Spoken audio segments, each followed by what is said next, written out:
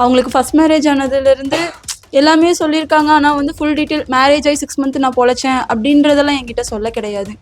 Marriage ஆனதுக்கப்புறம் ஒவ்வொன்றா தெரிய வந்துச்சு. கோயம்புத்தூரில் தான் அந்த பொண்ணு இருக்குது. அந்த பொண்ணு பேர் பிரீத்தி. அவங்கள கல்யாணம் பண்ணியிருக்காங்க. 6 மந்த் வாழ்ந்திருக்காங்க.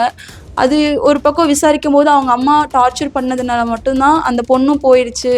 அவரே சொல்லியிருக்காரு, இதனால தான் அவள் போயிட்டா, என்னை விட்டு போயிட்டா அப்படின்லாம் சொன்னாங்க.